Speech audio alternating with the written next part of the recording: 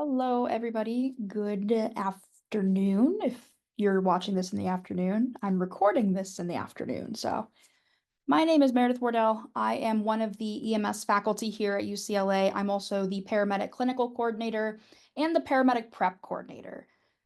Welcome to our sodium potassium pump lecture.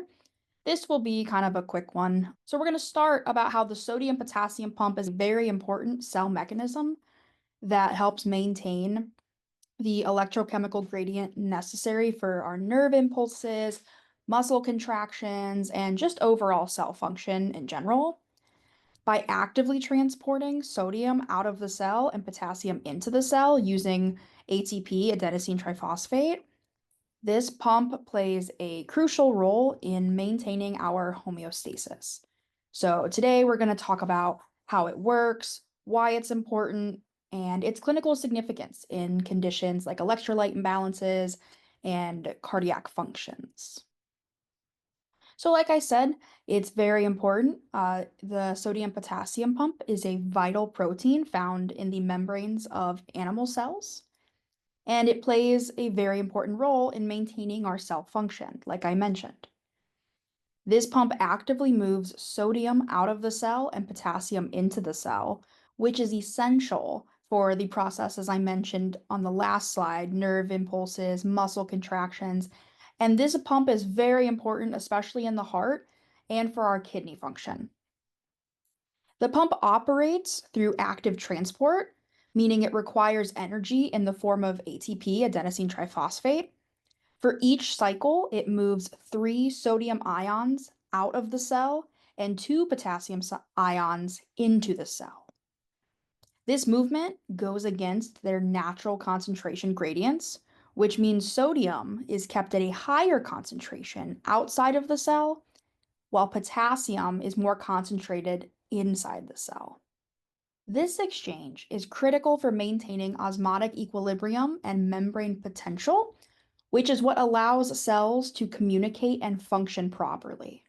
Without this balance, we would see significant physiological disruptions like muscle weakness, nerve dysfunction, and we could even see cardiac arrhythmias that could be life-threatening. So let's look at why this balance of sodium and potassium is so important. We already know that sodium and potassium are two important electrolytes in our body, but why is this pump so important? Like we said, these ion exchanges are essential. They also help maintain normal fluid volume in all of our cells. And while the sodium potassium pump is actively working, sodium and potassium are also slowly leaking through the special ion channels in stimulated muscle and nerve cells.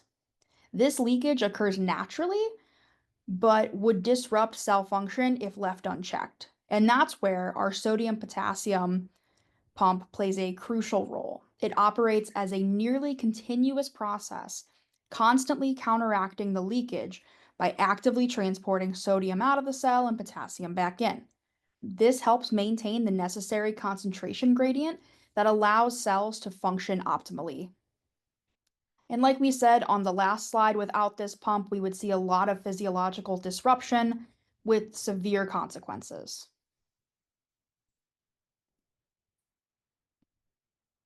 So let's walk through the three key phases of cell electrical activity: polarization, depolarization, and repolarization, and how it's related to our sodium potassium pump. Starting with the first picture, polarization is the ready state, it's the resting state.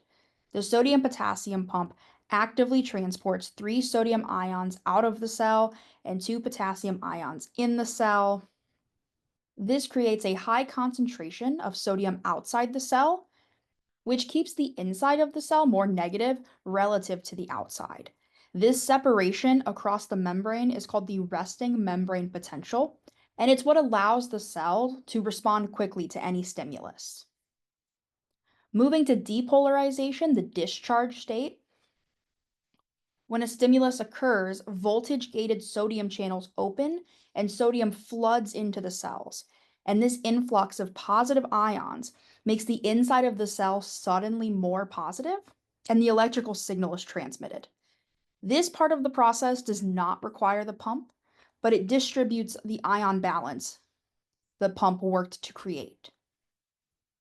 And then our repolarization, the recovery state, after all the electrical signals have been passed, potassium channels open and potassium exits the cell, helping to bring the charge inside the cell back down, becoming more negative. However, the ions are now in the wrong places. Too much sodium inside and too much potassium outside. And this is where the sodium-potassium pump kicks back in. It restores the original ion balance by pumping sodium out and potassium back in, getting the cell back to the polarized state and ready for the next impulse. So while ion channels make depolarization and repolarization happen quickly, the sodium-potassium pump is the key player in maintaining and restoring the long-term balance, ensuring that the cell can keep firing repeatedly and rhythmically in the heart's conduction system. So what would happen if the sodium-potassium pump stopped working? What if it shut down? This pump is not just a background player, it's crucial for life. It's crucial for our homeostasis. And if it were to stop working, the cell can't maintain its ion balance. Sodium will start building up inside the cell while potassium leaks out. Water follows sodium, so as that sodium builds up, water enters the cell with it, causing cell swelling, which can damage or kill off the cell. And without the pump, the membrane potential can't be restored. So the cell remains stuck in an abnormal state. No proper polarization means no proper electrical signaling. This can lead to serious consequences. This can lead to very serious physiological disruption, like paralysis, cardiac arrhythmias, even death, depending on the tissue that's involved. So while we may not focus on the sodium-potassium pump as much as the cardiac action potential, this pump is the unsung hero that makes every heartbeat, every muscle contraction, and every thought we have possible. Some of the things we may see if our sodium-potassium pump failed would be altered mental status, muscle weakness, paralysis. We may see arrhythmias like bradycardia or skipped beats. In serious cases, we may see cardiac arrest. We may see flaccid muscles, muscle cramps, respiratory failure, different electrolytes imbalances like hyperkalemia and hyponatremia. We also may see cell swelling, edema, toxin buildup. We may have a metabolic crisis like sepsis. Or we may get into end stage organ failure, liver, kidney, heart failure, things like that. Even very subtle signs like fatigue, mild confusion, muscle cramping could be early warning signs of the ion gradient disruption. The more widespread the pump failure, the more catastrophic the presentation becomes. So why is it so important? I sort of answered this on the last slide, but to just dive a little more deep into this, the heart relies on precise calcium and sodium exchanges, which are mediated by the pump to regulate muscular contraction and relaxations. By exchanging 3 sodium out and 2 potassiums in, the pump helps set the stage for calcium to enter the heart muscle.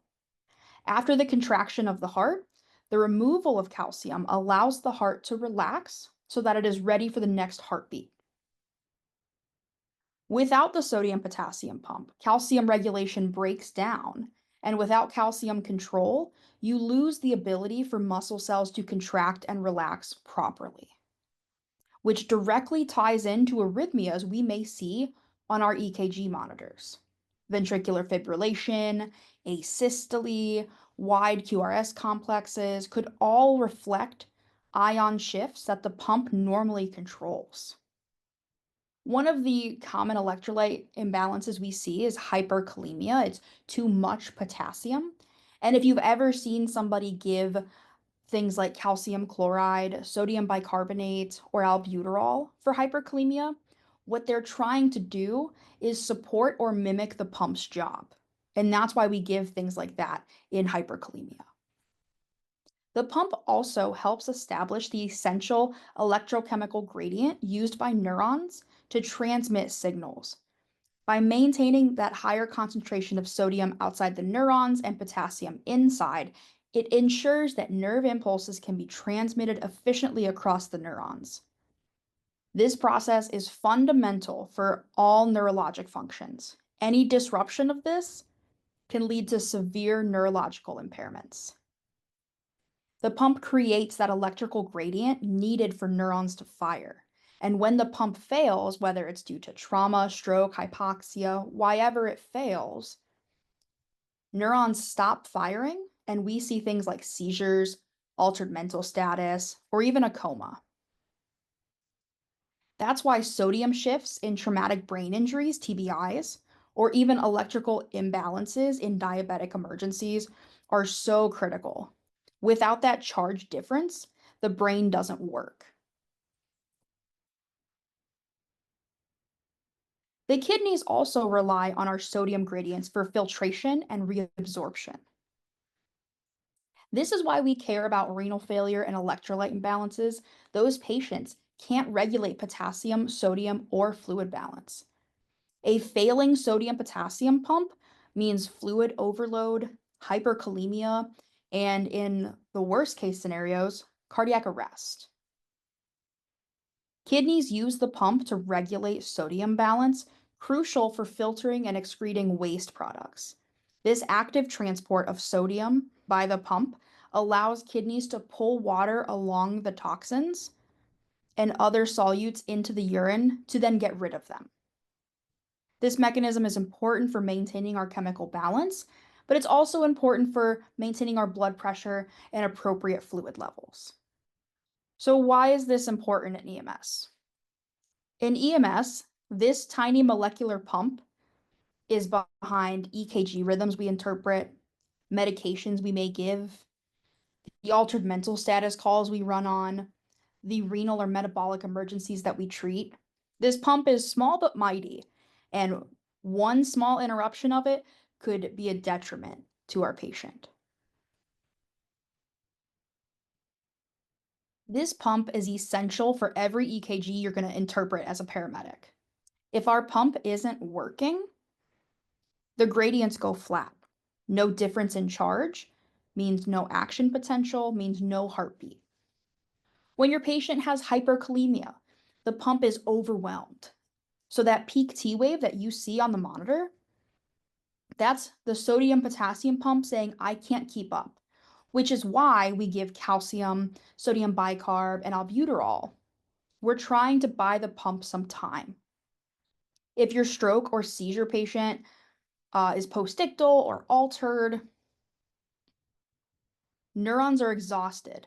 Their sodium potassium pumps have been working in overdrive. No pump, no nerve signaling, no response. Your heart failure patient, the kidneys can't help maintain balance. So the sodium potassium pump is doing all the work until it burns out or it fails. If we have no sodium potassium pump, we have no shockable rhythms, no neuro exams, no movement, no life. So we've talked about the sodium potassium pump and what it does. It maintains osmotic balance, supports nerve and muscle function, keeps the fluid volume stable, and works nonstop to balance sodium and potassium. But if you're still sitting there thinking, well, what does this have to do with EMS? Let's go even deeper into this. In cardiac arrest, we're pushing epi, we're doing compressions, we may be defibrillating our patient, but none of that matters if nerve and muscle cells can't respond. The sodium potassium pump resets those cells, helping them repolarize and fire again, which is crucial if we want ROSC, return of spontaneous circulation. If we have no pump, we have no coordinated muscle response, we have no heartbeat. When we're giving fluids to a hypotensive patient, That sodium content affects the balance between intracellular fluid and extracellular fluid. The pump helps bring sodium back out of the cells to prevent cell swelling and cerebral edema. In EMS, especially in our head injuries or our DKA patients, you've got to think about that fluid balance and what's happening on the cell level. During a seizure or intense muscle contractions, sodium and potassium leak out rapidly, disrupting the pump's careful balance. If the patient doesn't recover quickly or if the seizure is prolonged, this imbalance can become dangerous, leading to arrhythmias, paralysis, or a postictal coma. One of the biggest sodium potassium pump moments in EMS that we will see is hyperkalemia, too much potassium. You will see peaked T waves, wide QRSs, bradycardia, and you could even see cardiac arrest. On your EKG monitors, our go-to ALS treatment is calcium, bicarbonate, and albuterol. All of these either protect the heart or help the pump shift potassium back into the cells. In the hospitals and in more advanced practices, they give things like insulin, Kayexalate, things like that. We don't give that pre-hospitally. We give calcium, sodium bicarb, and albuterol. Now, on the flip side, low sodium, hyponatremia, can lead to altered mental status, seizures, and also a coma. It's another sodium-related emergency the pump has to constantly manage. So the bottom line with all of this is that if you're dealing with a cardiac arrest, a seizure patient, a DKA patient, overdose, trauma, renal failure, stroke, you're dealing with situations where this tiny pump is fighting for the patient's life. So yes, this sodium potassium pump matters. It's important and we deal with it in every single shift.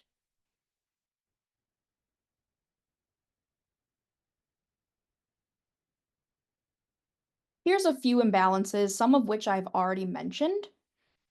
So starting off with the first one, hyponatremia, we may see seizures, altered mental status. You could see cerebral edema, especially in pediatric febrile seizures or water toxicity cases. And you may even see a headache or confusion. You might be treating the patient's symptoms before you even know the sodium is low. We don't get labs in the field. We don't get to know their lab levels unless you're doing interfacility transport or critical care.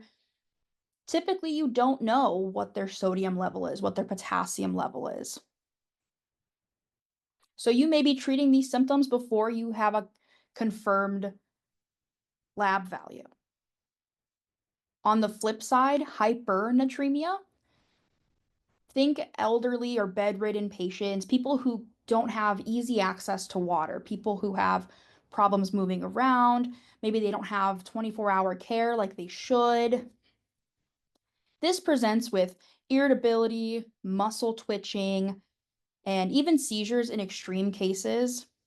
And severe dehydration is often the one hiding in plain sight.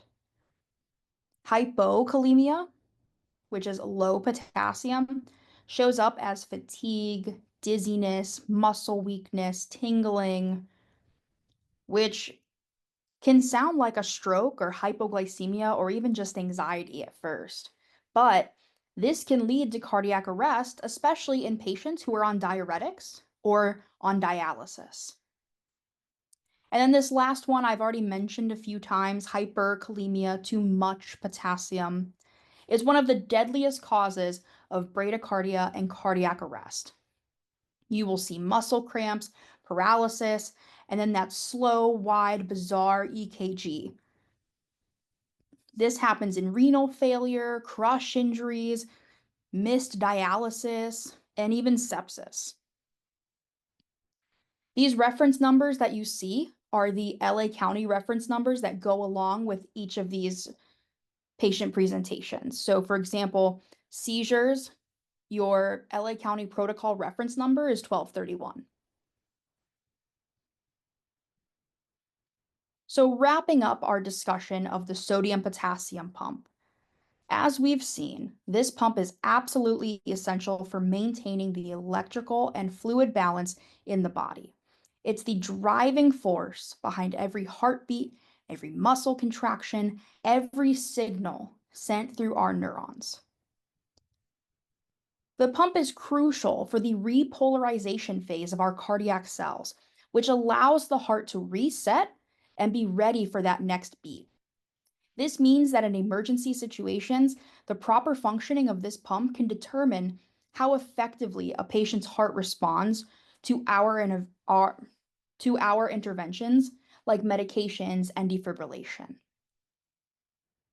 We also discussed several interventions today, like the administration of calcium, sodium bicarb, albuterol, fluid resuscitation. These treatments either support the pump directly or mimic its function to help restore balance in those critical situations. And lastly, remember that the functionality of this pump heavily relies on the availability of oxygen and ATP.